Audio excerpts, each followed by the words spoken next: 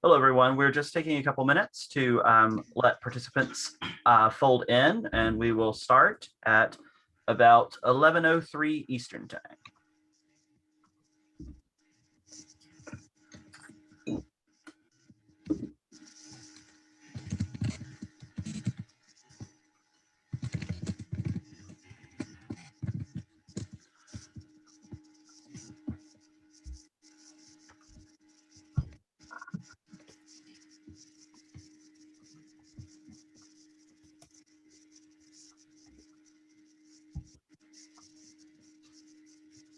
In the last panel I was on, someone started it off by asking what we were eating for breakfast, and I was like, eating breakfast? Breakfast at a Quidditch event?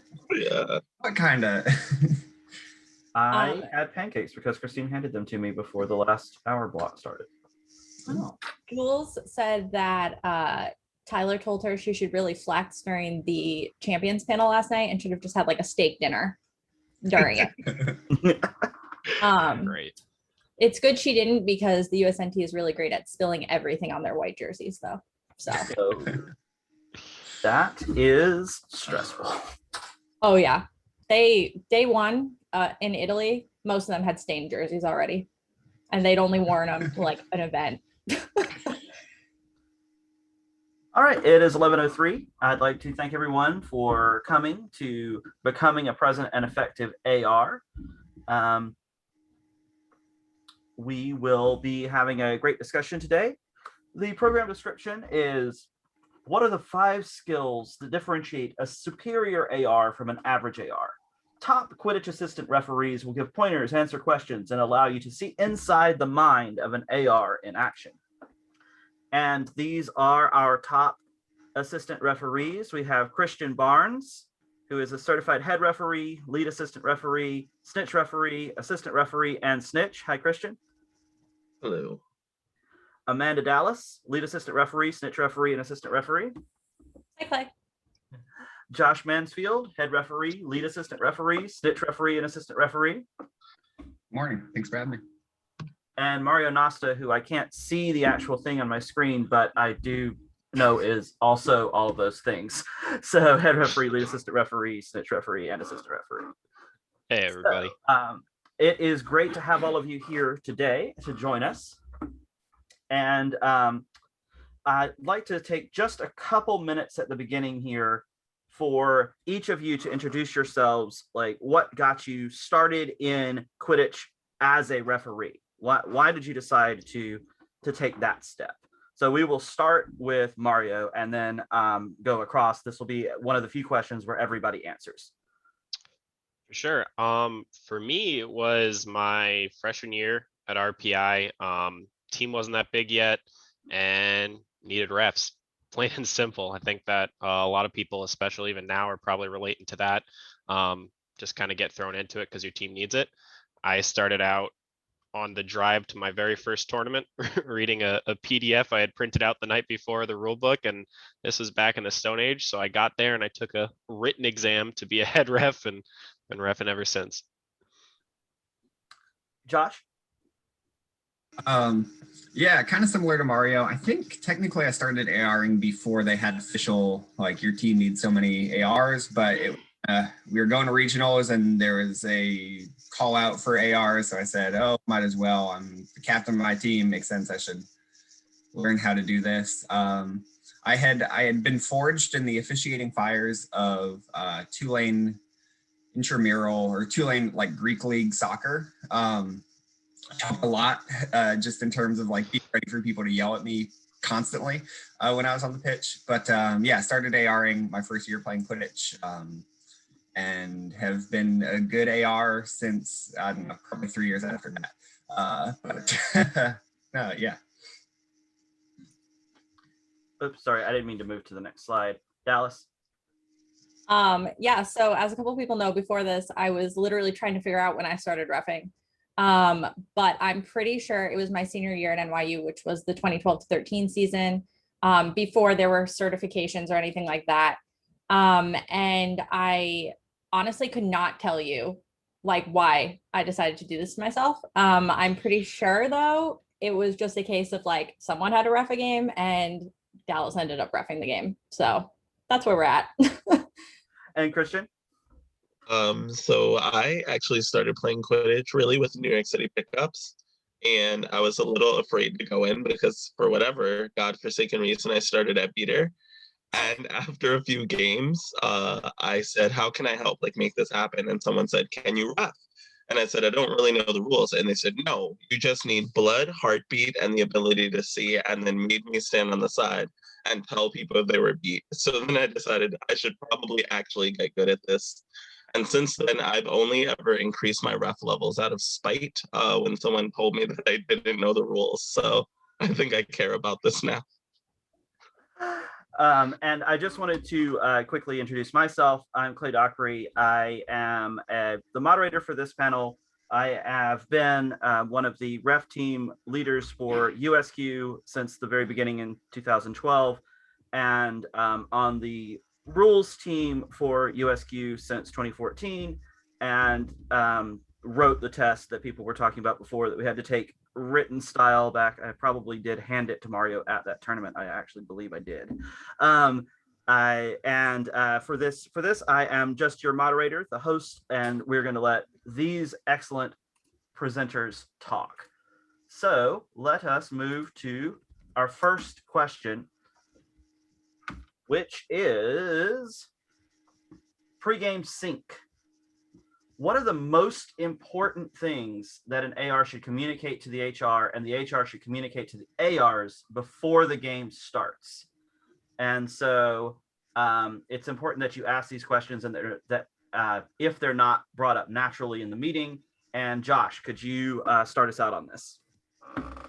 Sure, yeah. So I think most of us are kind of head refs as well. And so, you're always going to have this meeting where you kind of work with the head ref to kind of figure out what everybody's doing. As an LIR, sometimes your head ref wants you watching off-ball play. Sometimes they want you watching beating. I think personally the beating game has become and will remain kind of the more complex area of Quidditch. So I generally prefer, as an AR, as an LAR, as any kind of like non-head referee position, just always watching the beating game or kind of intricacies surrounding that. I think there does need to be a good balance here, right? And part of it is not just going up to your head ref and saying, what do you want me to do? And then having them tell you something and then just going and doing that, right? Because I've done that in the past. And even when they've given me information that's kind of like, hey, just watch off ball quaffle in this half of the field. And I was like, that doesn't seem like a good use of my time. And like maybe 3 things will happen all game in that realm. So be willing to have this. It should be a dialogue with your head referee and with your lead assistant referee, especially if they're telling you to do things that are kind of outside your comfort zone. As kind of is also mentioned on this slide, it is important to kind of get on the same page. Are you seeing fouls at this tournament? Is there anything specifically that came up in the captain's meeting, specifically, or especially if you weren't in that captain's meeting? If it's been a really windy day, for example, and captains are like, we haven't heard ball out calls, we really need those ball out calls repeated by ARs, things like that. There's little things that you can kind of pick up and keep in the back of your head. But I not to editorialize too much, but I think a little bit too much weight is given to the pregame meeting, where you want to be on the same page with your referee crew, certainly. But at the end of the day, if you have a system that works for you of ARing, I think the main thing is making sure that system doesn't clash with the other referees, because making sure you're in your comfort zone as a referee is going to be the number one thing you can do to be an effective ref. So making sure you're not going to be off in a world of your own that completely doesn't sync up with what your other referees are doing. But as long as kind of your system works with what the other people are doing, being willing to say, hey, this is how I referee, this is how I do it well, and I'm going to do, essentially this. I might make a tweak here or there to better mesh with the system, but I'm going to ref how I'm an effective ref. So just to follow up on that, if the head referee then takes issue with that style of communication, what would you do in order to both stand your own ground as a referee, but also respect the position of the head referee? Yeah, so certainly, it shouldn't be an argument if the head referee is really insistent that they want something for some reason. If I'm not going to go back and forth more than twice. If they're like, I hear what you're saying, but I need you in this, then I'll probably just go to that. Maybe be like, okay, let's see how it goes, and then go from there. But do kind of go with their wishes. And this is something also that's going to come a little more as you progress through being an AR. If it's your first year ARing and you're still kind of finding out different systems, feeling what works best for you, then certainly be more flexible, be willing to try something you haven't tried, and go from there. If it's your third, fourth, fifth year and you've refed every kind of way possible, you've done it, every kind of ARing, LARing, you've kind of been through it, be a little more confident, be willing to say, hey, this is how I'm most effective as an AR. How can you work me into the system in that way? Christian, when you are communicating with the HR, what are the top things that you want to make sure come out of the head referee meeting? I definitely need to be really honest with myself as a referee. If I know that I have certain weaknesses in my refereeing, I need to make that clear. So for me, for a long time as an LAR, I was really strong in beater play, and I did not feel super comfortable in chaser play. So I'd say if there's another referee here who's also a chaser, they might be better for that off-ball chasing watching, but I can get really in there for beater play. So I think that's the number one most important. And then I think secondly, just double checking that you understand the system that's going to be on that pitch with all the referees. You don't want to get out there and forget what you're supposed to be watching. And then lastly, I think this is different between LAR and AR. For the LAR, I think you have to remember that you're probably going to be the most communicative person on that pitch, from teams up to refs and backwards. And then I think as an AR, making sure that you're not leaving anything open on the field. So you want to remember how you're going to be trying to communicate even with your other refs on the field, because they might be across on the other side of the keeper zone or further away from you. So even like nonverbal cues can be helpful. Nonverbal cues are definitely super helpful. Could you just throw in a couple thoughts about what you use as nonverbal cues to communicate with the other referees on the field? The one that I actually use... everybody answered that one because I think it's essential, and the idea that people can do that, I think, is really important and will help us have better games. So just quickly, like just a one-liner on what you do when you're trying to communicate nonverbally. The two that I've used the most is if I see 1.5 starting, I point at the beater that I'm going to be moving towards to watch what's happening in that area and point at myself so that that ref knows that I'm leaving where I'm standing to go there. And the second one is when there's conflicting calls, usually when I'm an LAR and they're an AR, where I'll see that they're raising their hand up and I'll point at them and I'll like say no or cut in front of my neck. Dallas? Yeah, I think what Christian said, that last point was really important too, right? You should be communicating with the other ARs, the snitch ref, et cetera, on the field. And if you are, especially when you're working with younger ARs and younger snitch refs, like communicating to them, if you're 100% confident, like don't stop play for this, that obviously putting your hand up, pointing at the players, beater play, like can't emphasize enough what Christian just said. Point at the beaters that are supposed to get the ball, point at the beater that's supposed to retrieve the ball. Like use the hand gestures. People can't always hear you when they're playing. I think also, I have definitely been a person who has literally waved at the HR. If you don't see my hand up, you're clearly not seeing a stationary hand, like wave at them.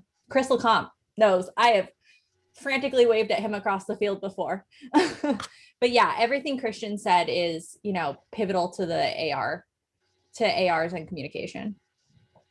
Yeah, that waving your hand thing, I know is a big thing for me, because if you're just stationary standing over on the side of the field with your hand up, then sometimes I can't catch it if I'm watching a bunch of things, but I see movement and I'm like, wow, there's a hand moving over there. Oh, it's Dallas. Something is going on. Blow the whistle. Yeah. Mario, real quickly on this. Yeah, I mean, just to reemphasize what everybody else said, pointing at the affected area, whether it's a person who fouled or a person who needs to get the ball or whatever, like pointing is really useful. And then just the more people who can get used to raising their hand when there's a delayed foul or anything to that, the more often teams will see it and not have to start freaking out that something wasn't immediately called, because I know that is definitely a point of contention for a lot of teams. And Josh, just take the opposite side of it for one moment. And what is it that you as the HR like to see from the ARs for communication on the field? Yeah, so I think, like Dallas pointed out, you're not always going to be seen by the head ref just because the head ref is watching quaffle play, and the ARs will generally be watching beater play, so it can be so divergent.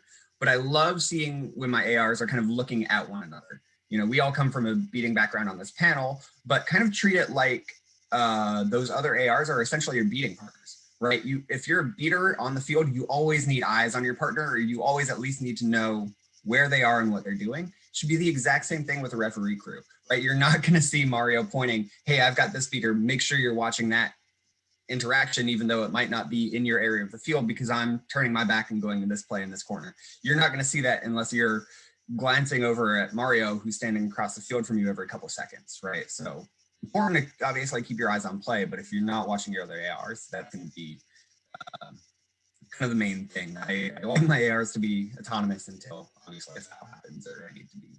And before we move on, Christian, as an AR, especially as a just starting out AR, these last questions are things to make sure that ARs actually communicate during these meetings at the beginning.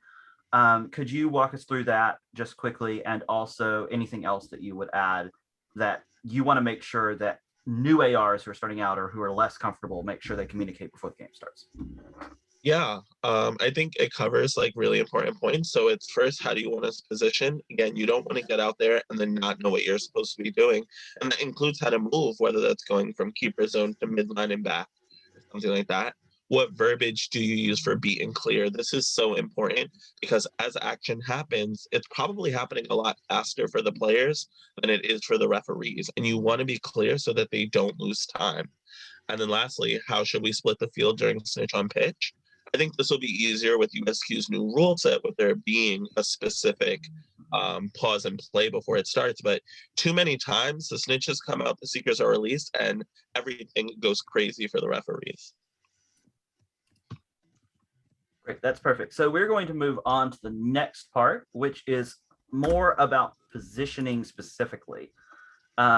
So if Mario, could you walk us through this dividing and conquering the field situation? For sure. So I think is brought up in chat and just in general, people know quadrants a lot, right? Essentially, right, field has two halves.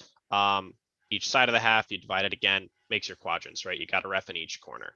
I think this is the most consistently used one across the board. Usually you have, in theory, your most veteran AR, I'll call it, on the side with the snitch ref, knowing that the snitch ref will have to leave at some point. So they'll be by themselves on that side, and maybe you're a little bit less tenured ARs on the other side where they can be together the whole time. Me personally, I prefer ball tracking, or well, no, that's not actually true, but we'll talk about ball tracking next. So ball tracking is more, as opposed to just having a specific side of the field or a specific corner of the field you're on. Each AR has a single dodgeball because there's 3 ARs, 3 dodgeballs, and they're following them around, focusing on the interactions happening around it. Action tracking, which is actually the one that I prefer the most, would be more looking at where the beater play is and kind of following it. The way that I like to approach action tracking, the way I try to discuss with my AR team, is on each half of the field. If there's 2 ARs, you should never just stay in your quadrant. You should consistently be moving up and down the field with the pace of play, right? Josh mentioned he was a soccer ref. I also came from a soccer reffing background. There's a ref on each side for the sidelines. They don't just stand in the middle of the field, right? They run up and down so they see what's going on. The way I like to try and position it is there's always one AR at the furthest most point, or kind of the backmost point, we'll call it, of the defense. Wherever the furthest back defending beater is, there's position there.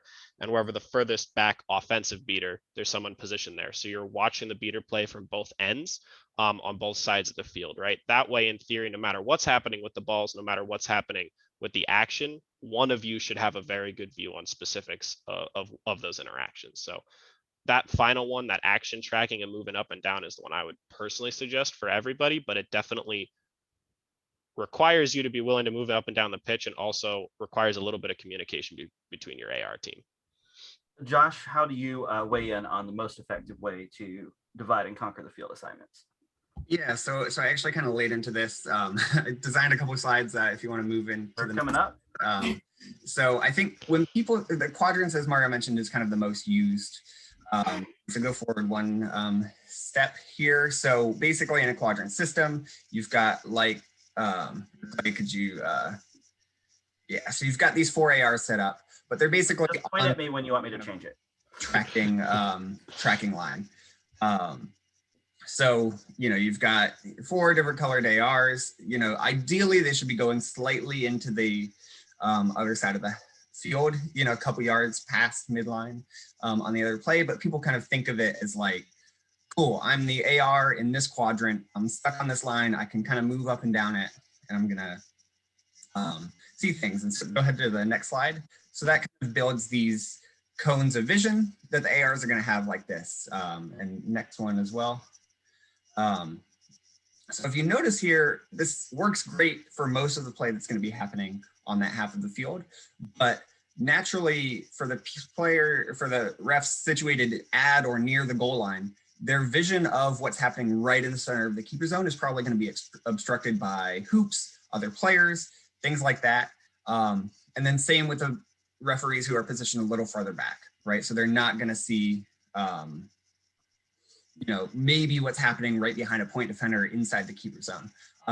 So the quadrant system, if you treat it super stagnantly, right?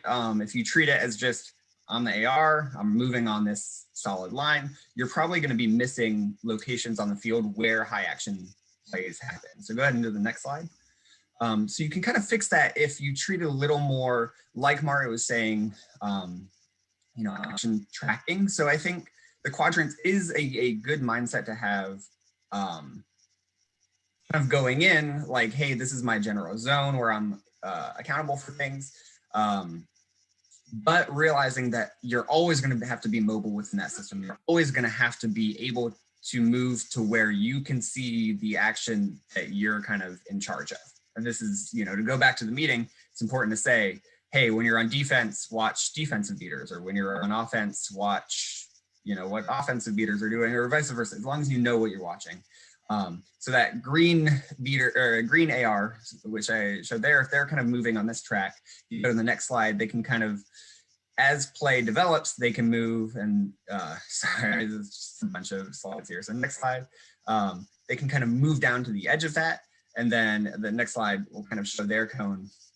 And then that orange AR can step up a little bit to the half, to kind of have this almost full overlap over what they're seeing there, right? And so I think quadrants is really going to be the kind of, there's a reason it's the most used system. It does work really effectively, but you have to be willing to be flexible with it. You can't just be like, I'm stuck here looking at this. It's just, be willing to move, adapt, follow that play, because there's never going to be one spot on the field where you can see things effectively, or one spot on offense and one spot on defense, and you need to move between those as the ball shifts. It's really be constantly moving. You should be somewhat out of breath as an AR if you're doing it correctly. Yes, that's definitely the case. I mean, I also always try to track what's happening with the person on the other side, right? So if that person is coming in this way, then I try to turn myself this way.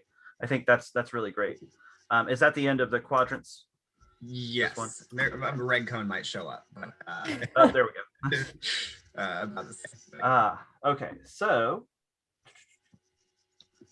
for this one, what are some difficulties that you have encountered as an AR?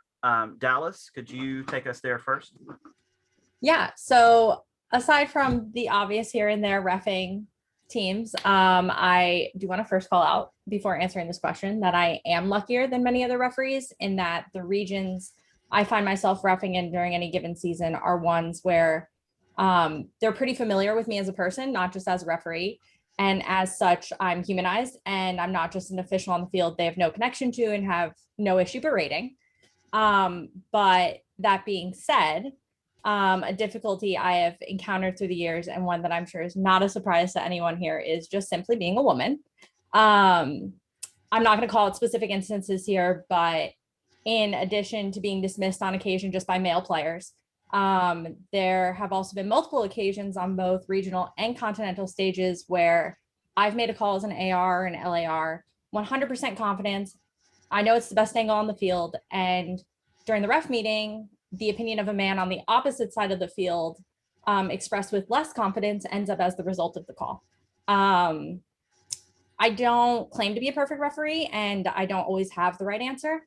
But for any HR that's worked with me, including some of the individuals on this panel, some of them in this call, you know, I'm very clear on my confidence level when I'm communicating it. And if I tell you I'm 100% positive, I'm 100% positive. I don't just throw that around. Mhm. It's unfortunate, but you know, I'm sure Christian has some other similar experiences, but being a woman, non-binary referees, gender non-conforming, like, man, it's the same thing as when you're on the field as a player. They still treat you differently. Yes, I mean, I have seen that happen to you on the field, and yeah, either as another referee or just from the sidelines, and it's extremely frustrating. Christian, can you follow up on some difficulties that you've had as well?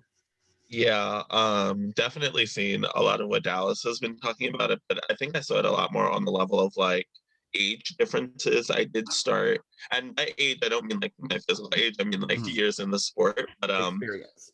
yes, I progressed very fast in my referee levels. And what I did for that is that I watched a lot of games and talked to referees after the game. And anytime I didn't understand the call, I just straight up asked them. I spent a lot of time studying really like the beater parts of the rule book. So I advanced very quickly. And there were people who had seen me like my first year playing or just at pickups. And then the following year, I was a ref on the field. And I would consistently be told that I didn't know what I was talking about, which was very frustrating for me because, and I think this is really important for new referees, when you don't know what the card is, that doesn't mean that you can't referee. In the beginning, what I would just do is able to explicitly say like what color team and who did what. And I'd know that it was a foul, and I could tell you where in the rule book that foul was, and I would still get told, no, I don't know what I was talking about. Mhm. And like I mentioned before, that spitefully made me just get higher certification so that they couldn't keep telling me no. And I think that that's really important because I've watched a lot of referees have their confidence killed because they don't speak up much, but when they do speak up, it's because they know what they're talking about and just be told and never given a reason why they can't be listened to. Which is why I also think something that's important for HRs, and this was in the Q&A, if you do have to go against the call that a referee made, debrief with them after the game. Let them know it's not telling them that they're not a good referee. Just in that moment, for whatever reason, you thought that there was information to go with a different call on the pitch. So I'd like to follow up with Dallas to start with. Dallas, did you seem like you were about to actually say something? Yeah. So I actually want to follow up with what Christian was saying. I think also as an AR though, when you're a more experienced AR refereeing with a more inexperienced AR on your side, and you see them about to make a call, or they're about to make a call that you're like, no, this is 100% not a call. Like, don't make it. Like, don't be short with them. You know, try to still pay attention to the play, but try to move toward them, try to address them, talk to them, let them know, hey, is your hand up because of this? You know, that's not a call, or that's not a foul. Like Christian and I have even had scenarios when we've been on the same side of the field and we've disagreed on something. And, you know, even if we don't have the time and it's like, hey, Christian, put your hand down, or he'll be like, hey, Dallas, put your hand down. There needs to be that level of respect as well, right? We'll do it. And then the second we can get close to each other, it's like an explanation of like, hey, this is why I said to do that. So it's also like communicate, you know, we're all beaters. We all communicate hopefully above average at this point, considering the teams we've all played for. But like communicate, ARs, beaters, same thing. Everybody here is a beater too. That's so this is actually part of this situation with difficulty that I'd also like for both of you to address. But Christian, you solved this issue in the last year or so. There does seem to be a stigma sometimes from the HRs and from players about ARs or LARs who are not head referees. And so Dallas, I'd like to hear how you address that, and maybe why it is that you've decided not to, never have attempted to even move to that next stage. Yeah, I mean, I pass all the tests every year and I refuse to do a field test. And no matter what you do or what you bribe me with, I'm not going to do it. I personally think I'm a very strong LAR. And I think that's where I'm most valuable on the field. And I personally think shifting me to the HR position is a loss at the LAR position. So as much, and it's like, honestly, what do I really have to gain from field testing for a role that I'm literally never going to do? I know the quaffle game. I know the rules. I know the snitch game. I know the rules, but I'm a great LAR. So there's no reason to reallocate me. Yeah, and I will say, just as a referee coordinator, mostly, which is what I do most of the time now, I appreciate having those people and people who are both interested in staying at that position and being great at the one position, which is something I talk about on ref team meetings a lot. And also people who are willing to do it. Like Josh and Mario are always willing to do it because they are also people who are superiorly skilled at both, but we need that superior skill on the AR side a lot of the time. Yeah, like I just to highlight what Dallas is saying, right? Like I've been HR certified since 2012, and I would 100% rather be ARing every single game I'm on than HRing, right?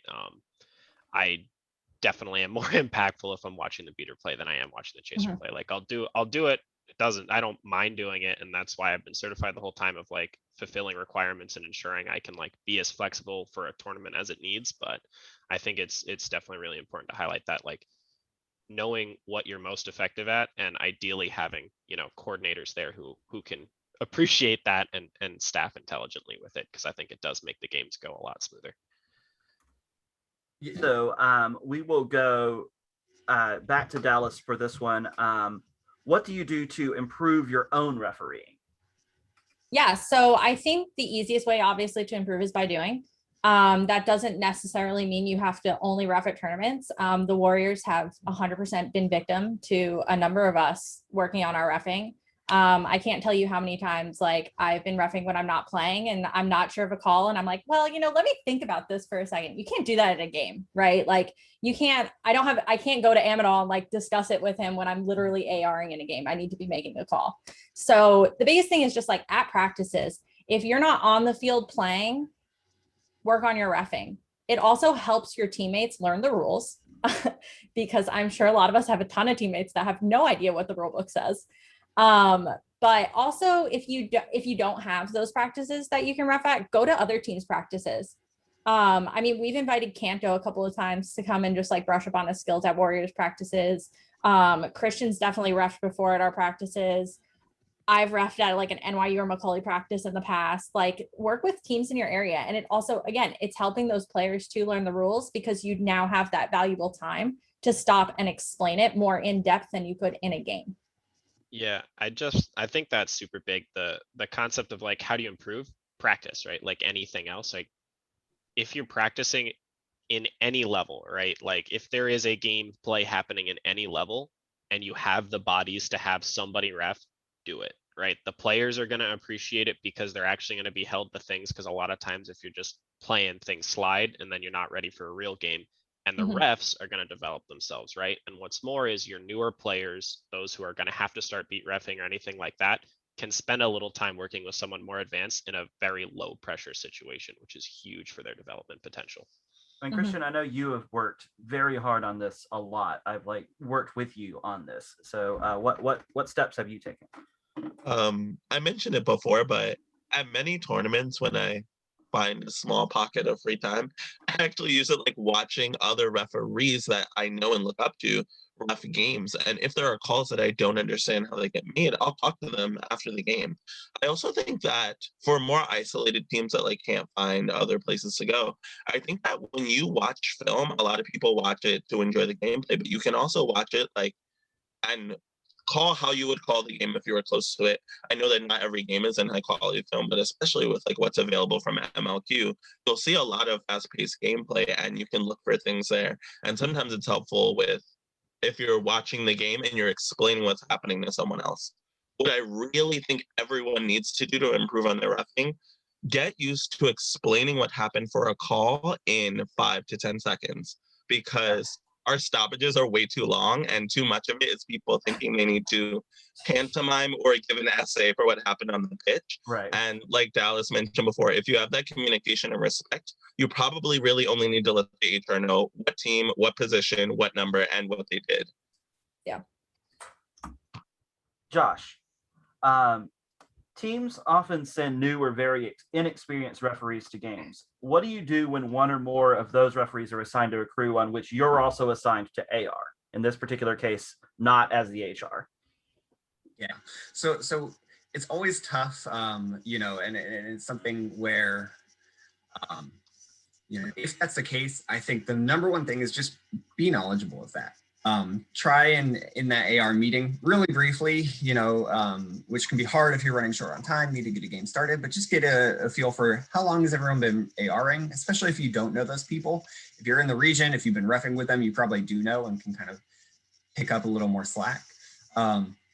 As we were kind of mentioning, you know, we showed that 4 referee system, but any referee system can always, those concepts from that 4 referee system can be broken down into shorter ones. With the snitch ref goes to snitch, you know, now you've got 1 ref on the side.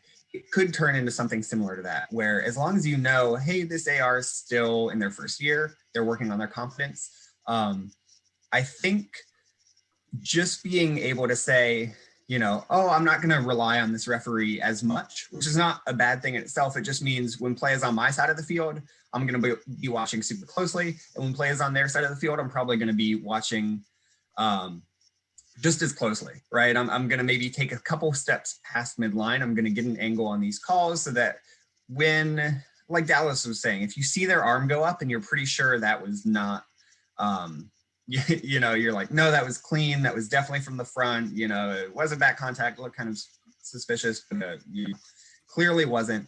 If you can get to them before that stoppage occurs, I think that's going to be crucial, right? Because in that stoppage, as Christian was saying, you need to be efficient with your language. You can't have these stoppages going on for 30 seconds, a minute, 2 minutes.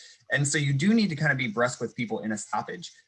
But before a stoppage happens, if you can say, no, put your arm down, I'll discuss it with you later. If there's a stoppage if there's a timeout, or if there's a stoppage in the quaffle play that we have nothing to say as ARs, that's where I'll go over, speak with them and kind of say, hey, I saw exactly what you were talking about.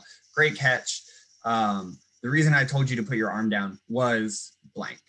You know, and really being able to support them. And I've had this happen as an AR on crews, and I've also had this happen as a head ref on crews, where I've kind of seen after, and this works great where you have a crew that you're working with for multiple games at a time. So especially in MLQ matches, when I've been refereeing, I've just noticed my crew might be a little weaker, and it's really just, you know, that's the ultimate luxury if you're working with a crew for multiple games. But stop between games, go over what they did well, what they did wrong, and see if you can start fixing. Hey, move to this spot after this game. Hey, you know, do that. Obviously at tournaments like nationals, you don't always have time to stop in between games. But anytime you can with a new ref, that's going to be crucial for their development. And so that hopefully the next time you have them there, or another ref has them, they don't make that same mistake again. And before we get to the last couple things, I think I shouldn't have moved on yet, but what advice would you give to new assistant referees, Dallas? I think practice is the first thing. Practice at practices, right? Like Mario and I talked about it quite a bit.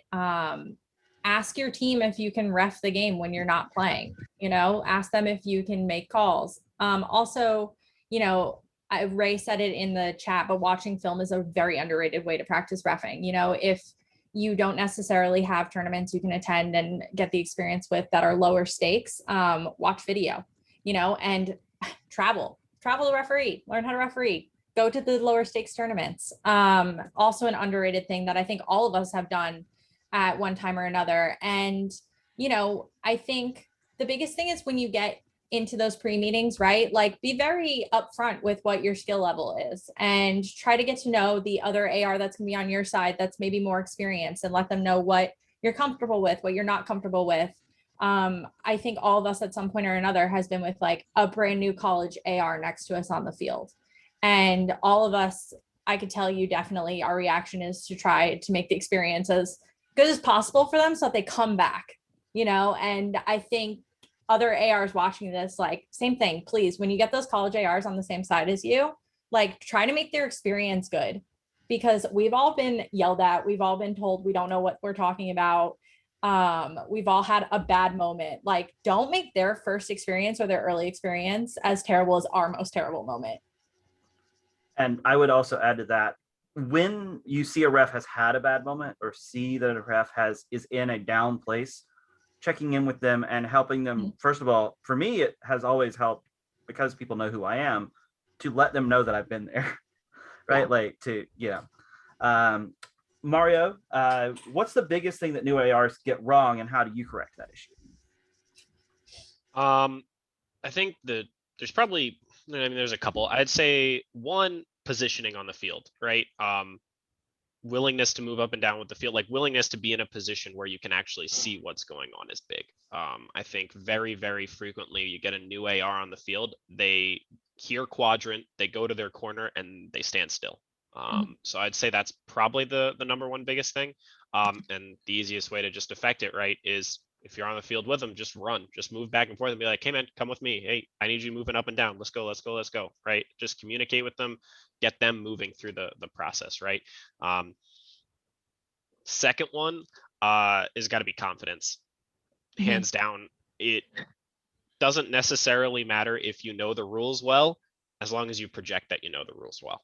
Right. That being said, learn the rules, coach, like give them correctly, right? But I don't think there's anything that bothers players on the field more than a call made from someone who's like, I think this happened, it was maybe a foul, right? Like, even if a player doesn't agree with the call, if you confidently explain what you're calling, 9 times out of 10, you're not going to get a ton of pushback, right? And in that 10 situation where you get pushback, you have a quick conversation, you move on. It's part of the game. There's always going to be those things that happen, but that confidence factor is huge in allowing the game to run smoothly. Yeah, that is really important. So let us go to our Q&A, and for everyone who is attending the webinar here, you can ask your Q&As in the question here. We don't have very much time to answer them, but please put them in the Slack, and I'm sure that everyone here would be happy to talk to you. Everyone can give their information there, and I'm sure would be willing to reach out to you privately as well if you have other questions. Clay, can I add one thing to the last question? Yeah. What I've seen also is that mistakes are going to happen in the game, right? If you get a call wrong or someone doesn't listen to you, don't get defeated.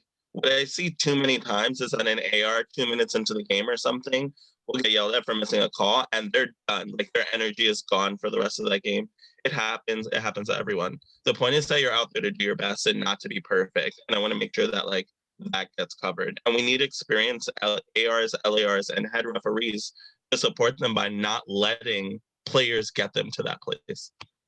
So the question, we have several questions in the chat. Again, we're probably not going to be able to get to all of them, but we're going to try to get to a couple of them. One of our attendees asked, what do you do when the HR has seen an incident which you believe is a foul, but the HR has allowed for play to continue? So here, Josh, you answer this one.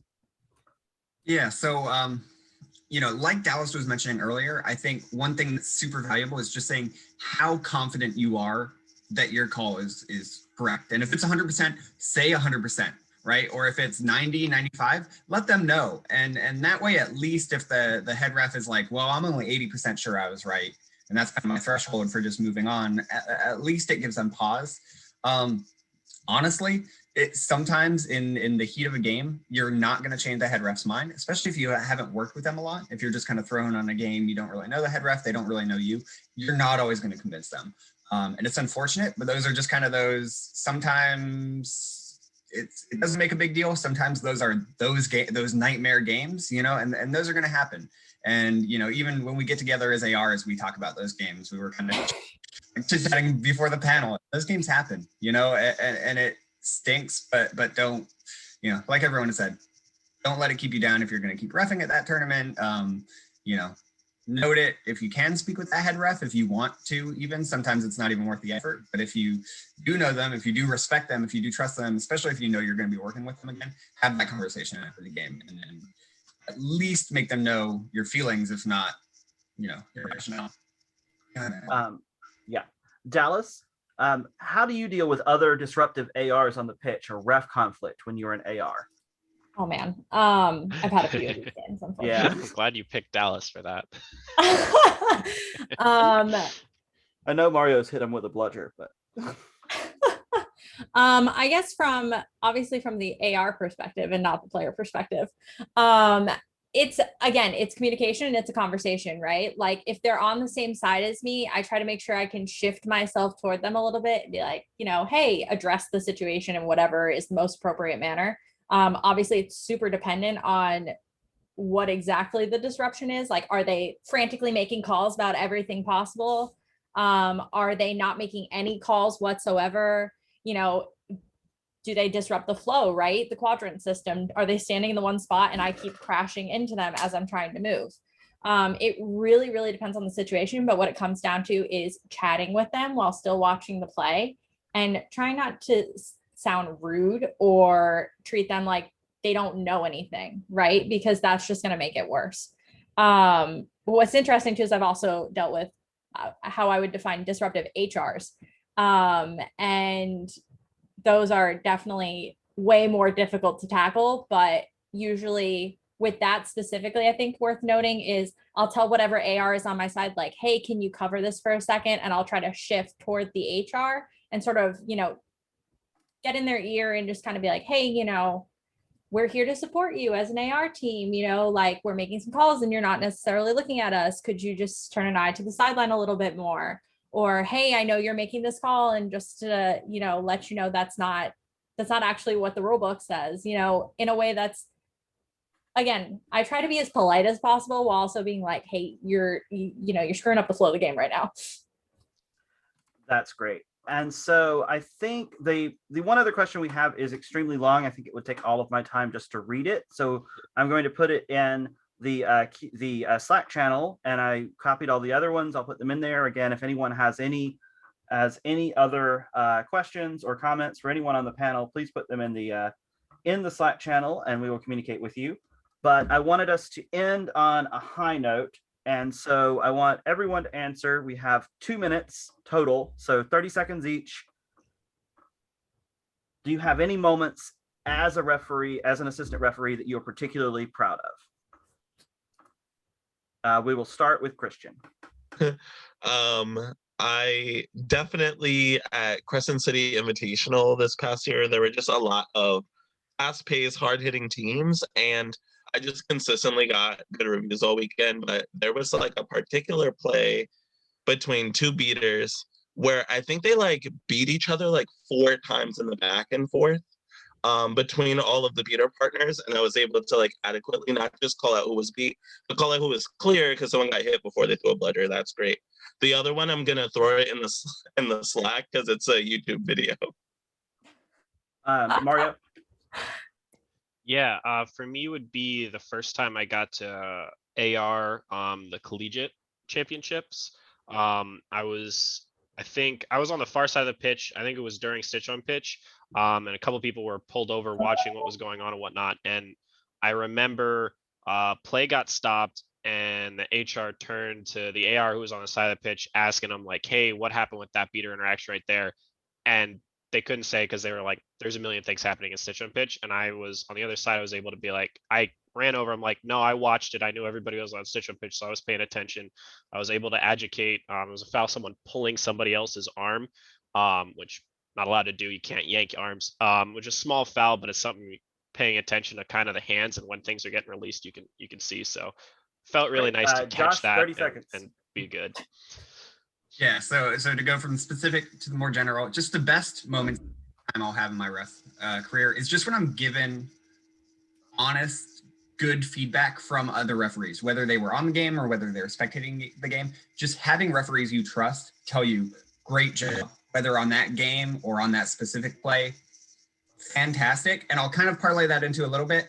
Anybody here on this panel, I think would love to mentor other referees. I don't want to speak for them, but like anybody here, I see a lot of great refs in the comments. Great refs want to foster the next generation. Reach out to them, because that's some of the best, most just validating ways you can ref, and it's one of the best ways you can get better as a referee. And Dallas, take us home. Yeah, so I would say that I would be at World Cup in Italy. I was obviously the U.S. national team coordinator and was not there to ref. But there were fields on Sunday morning that were extremely far behind, and Alex Amadal was reffing a field that I happened to be standing next to and really wanted his game to get started, and he pulled me into it. I think the teams were Poland and Catalonia, but I did not understand half of what was going on with one team because I could not keep up with how quickly they were speaking. And I did a pretty good job. And the game went off pretty well. And in the end, the players actually said that they thought, you know, we were a great ref crew and they really enjoyed it. And I think just being able to pick that up on the fly and do a good job was a proud moment. So thank you to every one of the panelists. Thank you to everyone for attending. I hope that you enjoyed it. And I thought it was super interesting, and it was great to have everybody here. And we've got to go. Goodbye. Bye, take care. Bye.